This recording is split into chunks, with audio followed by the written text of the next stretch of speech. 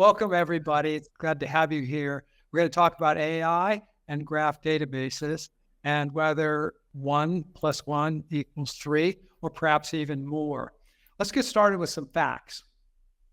First fact, we all know that AI is revolutionizing business models and technology infrastructures. That's not really arguable at this point. But we also know that the rise of graph databases as enablers of social media and e-commerce and mobile apps has really been exploding. So we know that. And we also know that the biggest investors in these areas, the biggest social media players, the biggest e-commerce and mobile apps players, Microsoft, Google, they're going to spend $50 billion a year this year on infrastructure. Meta, those pikers, are only going to spend $40 billion. And so there must be something there that's worth that investment. And a lot of that investment is AI related. And if it's related to social media, e-commerce, et cetera, it's going to be related to graph databases. So this is an exciting time. The question is, what about the intersection of the two? Are they fully independent? There's little crossover value. And is that something, that you can learn about each thing independently and kind of and follow up as you develop your career or your applications? Or is our graph databases something that can make AI applications better? And if so, how? And then the other way around, what about embedding AI capabilities in graph database technology? Will that make them faster to set up, easier to use, more effective to operate? I want to explore all of those questions with our experts today. And we'll really try to figure out this 1 + 1 = 3 equation. And to help us with that math, we have invited William, Danfeng, and Imran to the show. Let me introduce each of them, and then we'll get started with the conversation. Now, William, I'm glad I've known you, 15 or 20 years. And one thing I like about William is that of course, he's a well-known influencer in big data, cloud, data management, databases. He's written 3 books, but most importantly, he's still an actual consultant implementing data management systems in some of the largest companies in the world. So he spends a little bit of time on Reality Street. William, good to see you. What's going on these days? What are you working on? Hey, Bob, good to see you too. And welcome everybody. And I'm working on what I've been working on for a while, which is data architectures and getting them ready now for AI for sure. And so that means great data infrastructure. Data is the foundation for AI. And that includes many things. So some clients need a data lake built or a data science platform, or even remediation of their data warehouse, or a graph database, which we're here to talk about, or a vector database, which is up and coming. And data integration is at an all-time high as well, because there's no one size fits all where everybody has everything in a data warehouse in the sky or something. It's hundreds potentially of data stores that an organization has and they're moving that data around all the time. So it's not as clean as we'd like all the time, but that's because we just got to push on and move forward. So I'm working on that problem for a lot of clients and with a lot of vendors. Sounds like job security. Danfeng, you're the co-founder of PuppyGraph. Cool name. And you've done that after a distinguished career as an engineer at places like LinkedIn, Facebook, Microsoft. Tell us a little bit about PuppyGraph and what you do there. Cool. Thanks, Bob. And so PuppyGraph is like we call it like first and at the moment the only like graph query engine. Like we don't really say it's a graph database, but actually we provide graph query capability on top of existing like relational databases like different like SQL databases, as well as like modern data lakes. In general, what we are trying to do is like we're trying to build a decoupled architecture where it's like you'll be able to query your data as a graph. We are like I was like startup like from the last year like in Santa Clara. Before that, I was like working at LinkedIn, doing a lot of like data as well as like service infrastructure things. So super excited to join the panel today, and looking forward to all the conversation. Well, I love your idea because it seems like what you're saying is you could have the graph database type of network, and we'll talk about the opportunity. You could have that opportunity without lifting and shifting all of your data from your traditional sources into a graph database first, and then starting the queries. You can skip that lift and shift and start right away. Yeah, Wow. That's what we are actually building and providing to our customers. Yes. Yeah, so faster time to solution, less infrastructure cost. What's not to like? Fabulous. Imran, Chief Architect, Healthcare, Life Sciences, and AI at Progress. Progress, pretty broad company. So rather than describing Progress as a whole, maybe the part of Progress you're at and what you do there. Sure. I'm part of the data platform team. And I've been with the data platform probably for about 10 years now. It's a combination of two things. It's a multi-model data base, so it can look like a graph or tables or key value pairs or search engine or geospatial information, whatever you want, basically. And on top of that, it's a graph management system, so the ability for users to create graphs, Gen AI to create graphs, and then manage those graphs and then use those graphs to extract facts from documents or categorize documents, things like that. Great. And your role there? So I've been very focused on how to create solutions that are effectively unique for generative AI systems in terms of getting the best recall of the data that's needed for the question or task that the user wants to the Gen AI to execute on. Wow, who picked this panel? Great job. Really looking forward to the conversation. Well, let's jump right in. First, I want to discuss, graph databases as what their role is in AI applications. Well, what types of graph data is being used in AI applications today? What's the business value? What are some of the examples? Imran, since that's really right what you're working on, why don't you tell us a little bit more about that? Yeah. So we've got I'd say a decent number of our existing customers implementing generative AI at this point. Some examples. I'll give you some anonymous ones. One is a large top 5 accounting firm that has figured out how to best answer very country-specific legal questions. And so they've created an automated surface for that. And under the hood, they test for a bunch of different kinds of technologies, including vector databases, and decided that our combo of multi-model, which now has vector capabilities, as well as sort of the semantics on top of it, was giving them, quote unquote, their secret sauce. And they don't even want to talk about it publicly, right? So I'm like, okay, whatever.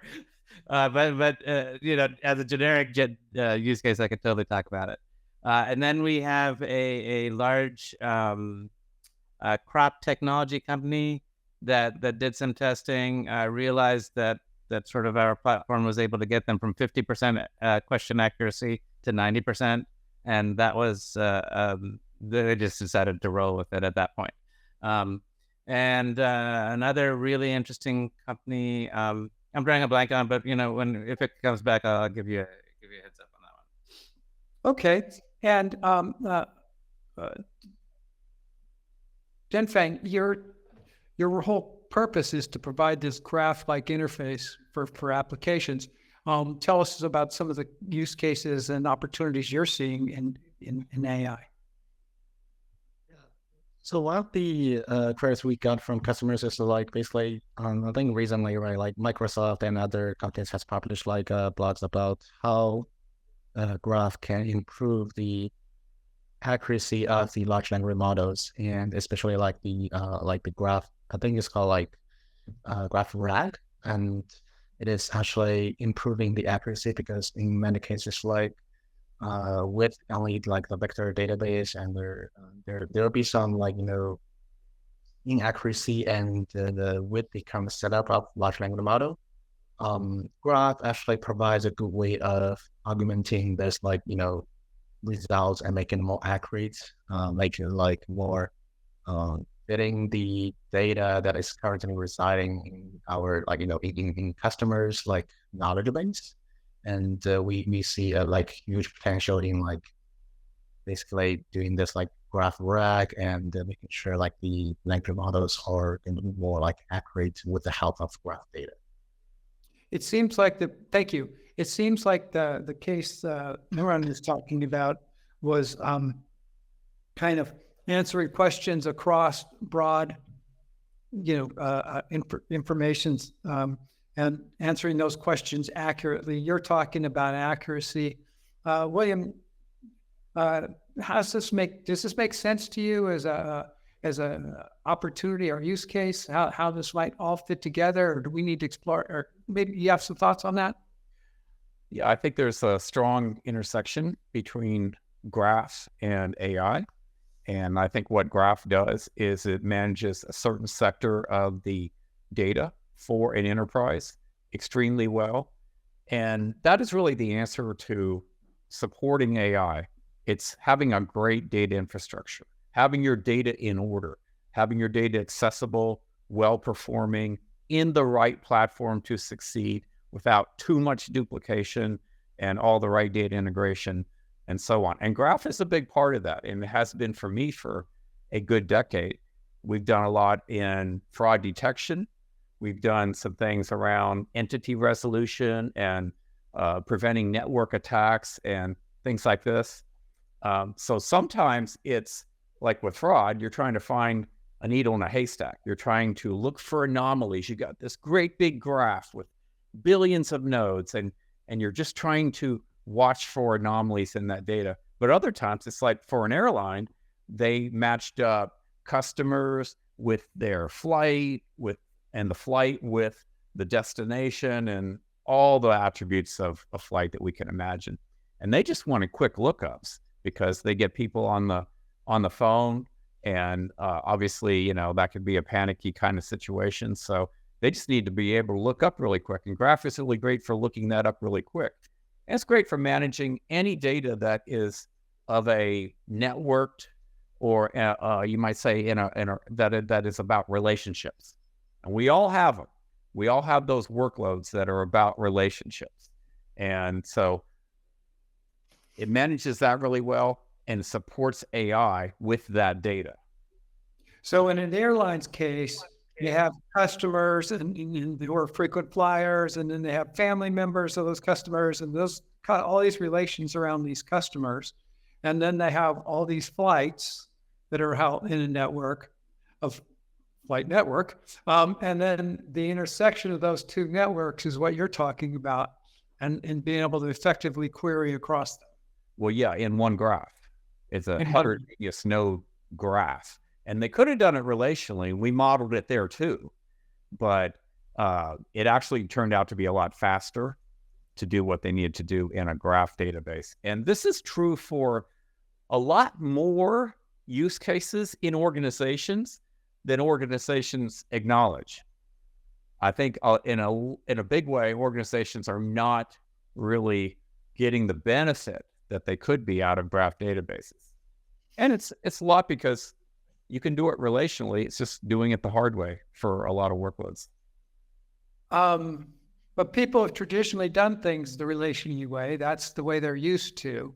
Danfeng, it sounds like you're trying to bridge that and make that easier for them. What's the common elements in trying to make that easier? Yeah, so prior to that, I think without, let's say we use traditional graph database, and one thing is people are, as you mentioned, right, people are getting used to relational ways. There are something that a graph does it better, like for example, querying the classes, or getting some pattern match from the huge graph. And in this case, people have to use everything from the what a graph database provides. So they cannot use their traditional relational way to do some of the queries they are getting used to. With a query engine instead of database, we basically create a scenario where people operate on the single copy of data, and they can use whatever tools they're comfortable with. Like they can use relational tools for relational queries. They can use graph tools like public graph for graph queries. So I think that's something that I provide to our customers. And like, okay, choose the tool that you're feel most comfortable with, and just to use a tool that fits your needs. Imran, thank you. Imran, you've got a multi-model database in progress.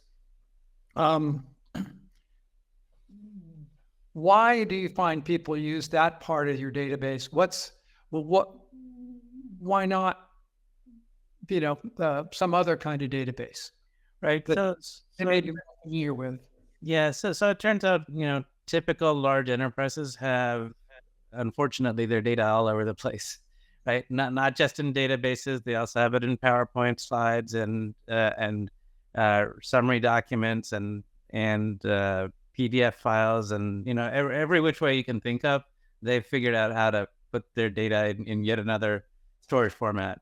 And we kind of take the pain away from saying, hey, you want to access all that data simultaneously in a very easy to query way, and so that's usually the hot button. It's like, oh, integration is now not 1 month, 1 year, 1 or 3 year project. It's literally a week. Okay, here's the data. Point the data out and say, move the salient pieces of the data that you want to search for or discover into MarkLogic database, and you're good to go. You think of it as kind of Google for your private data, right? Mm-hmm. That's really what we achieve when people implement us.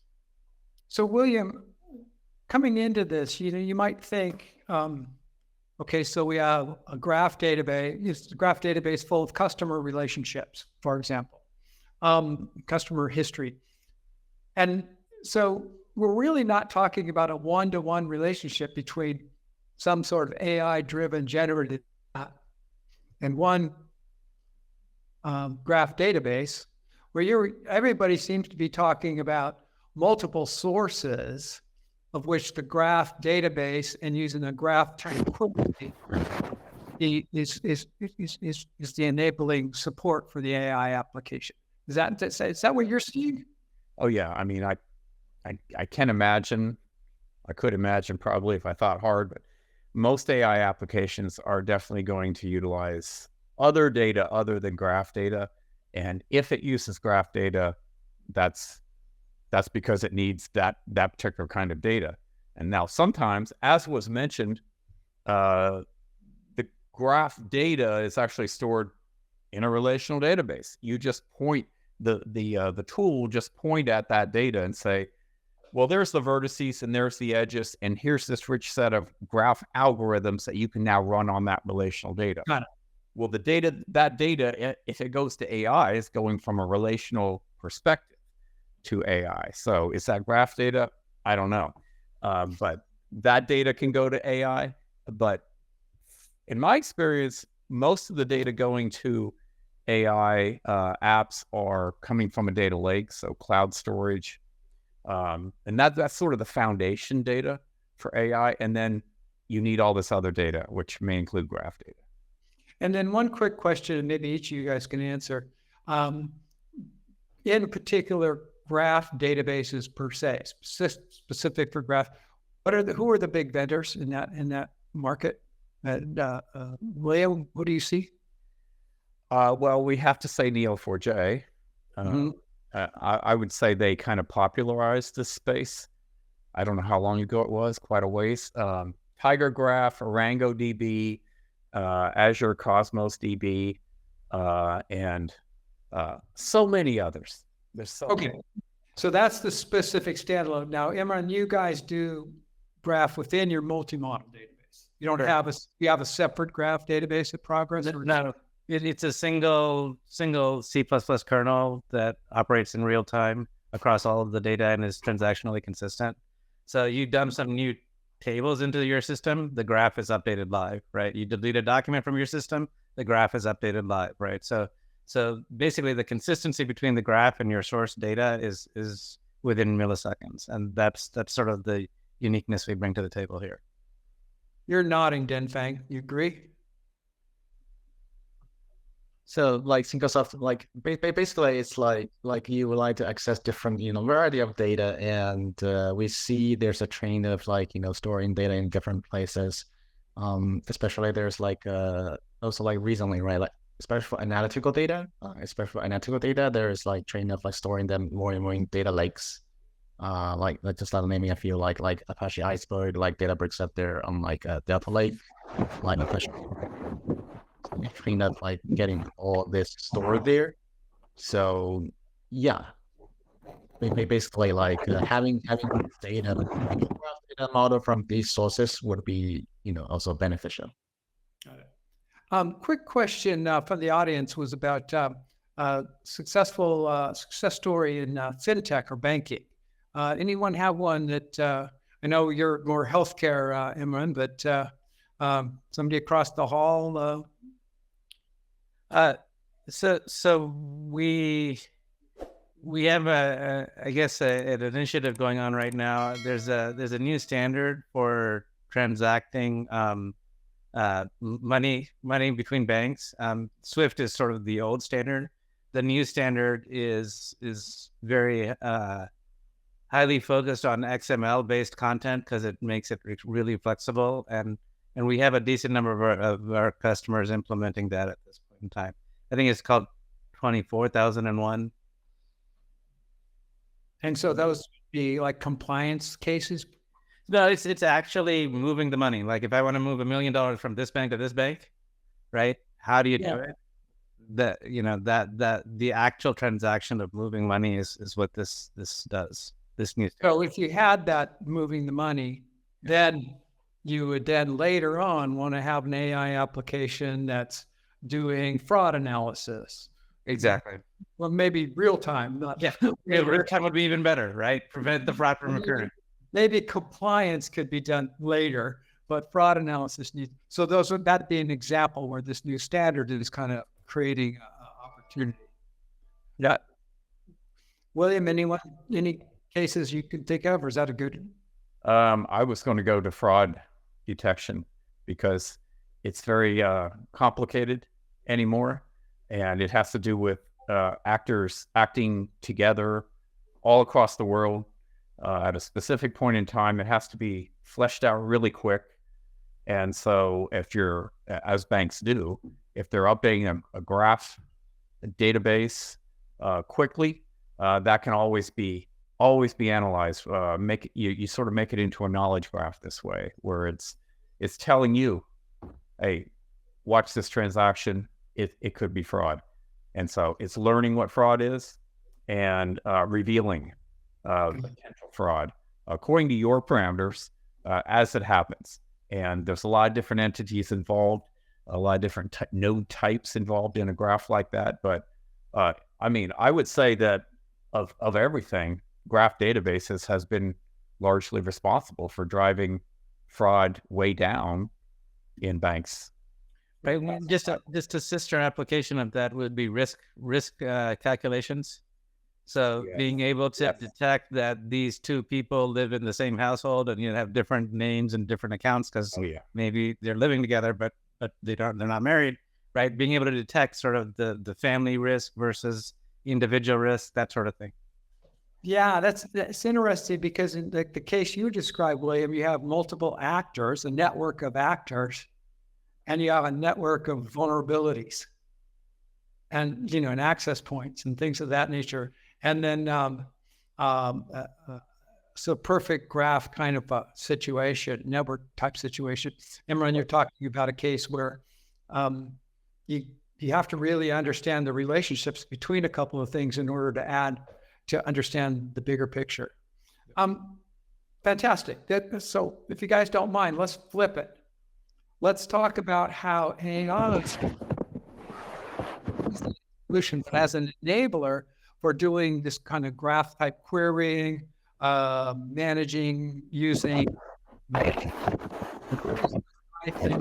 the toolbox, the graph toolbox. Danfeng, you guys are a startup. You started with a fresh, thing. You weren't going to build things based on, 1990s client server models. You're going to use the latest and greatest and best stuff. So I'd assume you guys use some AI inside Puppet Graph. What kinds of things are you doing?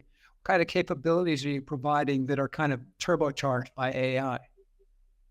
Yeah, actually, there's one thing that we observed in the past, like especially compared to SQL, like graph queries.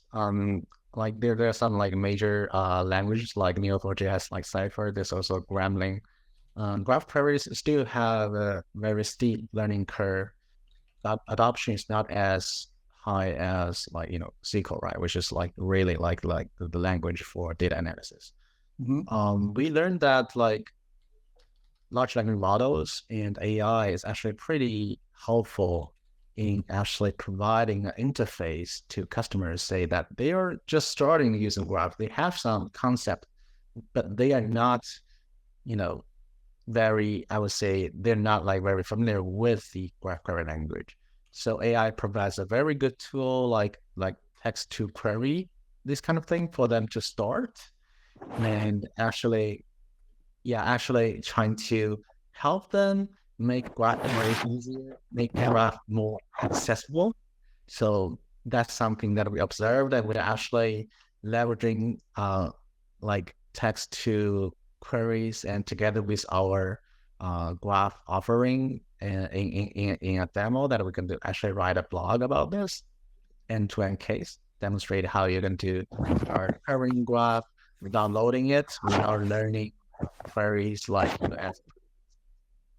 So in a sense, you're taking the average, data engineer or average developer, or, the one who's kind of got normal skills, and you're able to, with chat-like interface, help them really generate really effective graph queries.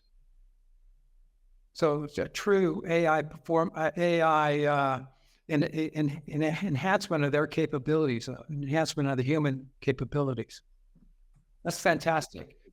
Imran, in your guys' offerings, are you guys starting to embed these AI type capabilities? And if so, how and for what value? Yeah, so we're using AI to help us automatically generate the graphs.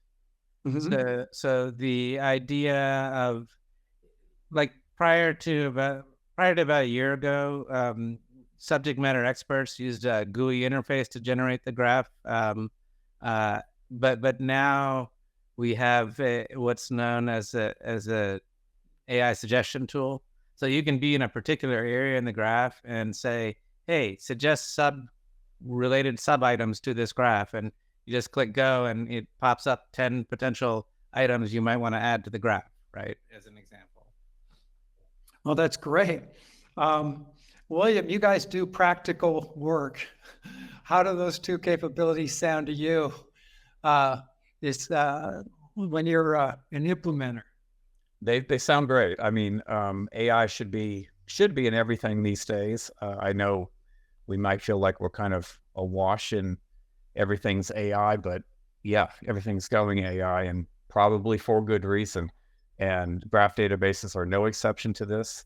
And I think how AI can add to graph databases is like how it can add to any database, which is things like automated schema design and adaptive query execution, and doing different things like doing discovery in the data so that it's not all left up to an analyst to actually go out there and read the data and think about it and compare it and all this sort of thing. What we're seeing now is a lot of tools that are using AI, and Graph is right in the center of this, that will not just store data, but will interpret data for you and kind of it's starting to feed back to us. Okay, here's what you need to do next about the data. And it very likely will start to automate some of that. So that is what we're seeing AI doing inside of these tools.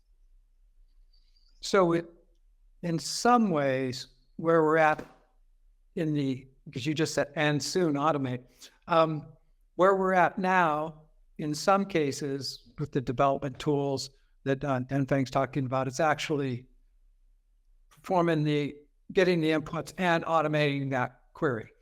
In other cases, what you're talking, so that's kind of a observe and execute model. You're talking about, in other cases, there's an observe and suggest model, an observe and recommend model. And it's not going to implement what it recommends, but it certainly helps you with that, as an engineer or someone responsible to pick your battles. Yeah. Oh yeah, for sure. Sure. It drives your attention to what arguably is important. And why do you say arguably is important? Well, it's still shaken out, and it doesn't know what we know about our business, right? So there's still those years left for us to take control of our business and put the human touch on the interpretation. So judgment is still required, intelligence still required. Imran, you're smiling at that. Yeah, so I would say, like in a past life, I put together a what I call a cyborg system, which was we taught the AI to figure out what was wrong with patients, and then we basically said, okay, based on this, we're going to also suggest to the billing team that this is an illness that the patient has or not, right? And then we gave them a thumbs up, thumbs down sort of scenario. And the human was totally in the loop. But that human, prior to our solution, used to do about 3 charts an hour. With our solution, they were easily hitting 30 charts an hour, and some of the good ones were hitting 90 charts an hour. Wow. So the ability to sort of have the human in the loop, but make them way more efficient than they were before the AI systems came around is I've seen sort of really strong business effects for that. Danfeng, do you see from a development tool point of view, with this automation that you're providing in this easier user interface is the value and the learning curve of just learning how to get good at graph querying, or is it in every time you need to write a graph query, it'll do it for you really quickly? You don't have to spend, instead of an hour or 2 thinking about it, it does it in 5 minutes? Or where's the value come in from the AI enablement in what you see in your customers? It's actually from both. First, for many customers that are not familiar with I think AI is really good in providing initial, directions, providing options that they can choose from, and also it's like a guided experience versus like they have to start from everything from scratch. Of course, they can use a search engine to search for related information and trying to learn, but it's it's about like doing a crash course, right? And like when they need to just do some query. I think AI is really good in both like shortening the turnaround time that they need to basically when they have a specific, query in mind, to that they are capable of writing that query and get a response from, graph queries. And on the other side, AI helps them to shape and explore the idea they can choose from. Like, let's say, I have just a general idea of like, let's say in a transaction, financial transaction graph data, and I want to just find out some, fraud, or just want to find something like that. I might be able to describe my needs in natural language, but because I'm not familiar with the, query, I'm not able to. But AI is actually going to provide me a guided experience. So it's both about the learning plus like it's going to be actually a much shorter turnaround time for me to actually get the value directly from graph data. That's interesting. It's not just the time to solution. It opens up the opportunity space of the art of the possible. William, I mean, As much as you know about data management, you also know about analytics. It seems like there's a parallel to analytics, 15 years ago, when we first were to just present the information, but then you had to interpret it to figure out what the opportunity was. Okay, so here are my top customers. Wow. Okay, now I know that I should put more salespeople on them, or whatever. So do you see that now, that kind of same thing in this, as AI enables these capabilities, is it opening up people's thinking to new types of solutions, new types of business opportunities, et cetera? Oh yeah, and I think that those companies that can, I don't think it's an overreach to say those companies that use AI the best are going to be the survivors in the next 5 to 10 years. And again, getting back to, that's all about your data. So having your data in order to supplement the LLMs or what have you in terms of whatever you're doing with AI. So AI is going to absolutely be a competitive feature of companies. And we're starting to hear them talk more and more about what they're doing with AI. I personally want to know that my vendors are using AI in their products and how, and think about, is that a smart way to do it, and so on.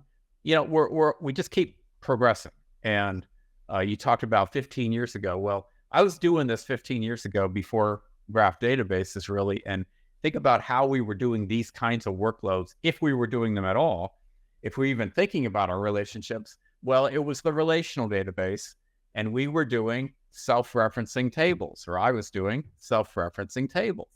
And that got really unwieldy and almost really very limiting, I would say, to what we can get out of our relationships. And Graph has just really made all that pop for us. So I definitely highly recommend Graph in one way or the other in forming the basis for that competitive advantage that is going to be AI. That makes a lot of sense. So we really have talked about both sides of the coin, how this graph network data, whether it's with data warehouses, Marts, SQL sources, or using formal graph databases, say graph style queries over them, enable the some sort of AI application, fraud detection. But we're also talking about the other side, which is how AI inside classic data management, query building, data discovery, data management, the idea of AI suggestion tool for generating the graphs themselves, doing the classic data management work more intelligently, faster, with more horsepower. It is also just as powerful of an opportunity. So it's good that we get to see both sides. Let's get real practical. Since we've spent a lot of our time on the latter, the AI enablement, what do we see as good starting points? Where is the opportunity for companies? Where should they focus? Let's get some practical advice while we're at it. Imran, I want to start with you. What do you see as what would be some coaching you would provide? All right. So I always start with, don't try to do a big bang. Don't try to, boil the ocean. Figure out a use case which is currently hard to do without AI, because it requires, say, review of 3 different documents and 4 different documents, and then synthesize an answer across those, right? Which takes time and effort and that sort of thing. And then focus on that use case very, very carefully. The other thing to do is, once you have a use case, you can really hone in on the graph that is relevant to that use case. Instead of trying to make a 10,000 node graph, you can have maybe a 50 node graph or a 100 node graph that really helps you focus in. As a really practical example, about 5 years ago, we were working with J&J to provide their customer support representatives the right quote unquote answer from the product label of Xarelto, for example. initially we were probably getting the right chunk of data in the returned results, like in the top 10, right? But by honing the graph and getting the graph to be very specific to the product label, we got the best result possible in the top 3. And that sort of reduced the attention span needed by the agent to actually look for the right answer, right? And that has this very significant ROI, because if you can start answering customer questions in 30 seconds versus 2 minutes, you're saving a bunch of money. So keep it focused. Find an opportunity that has high business value, turn it around and show the value, and then you can get more money and more resources to do more that now that you've proven it. Yeah. That's a pretty good recipe. William, you got any advice, practical advice, a starting point, best practices? Yeah, I like what was said there. Kind of prove your way up, get executive support, have an adequate budget, have expertise aboard, not only of the tool, that's part of it, but really of the application of the tool to the business needs. So I always say, start with the end in mind.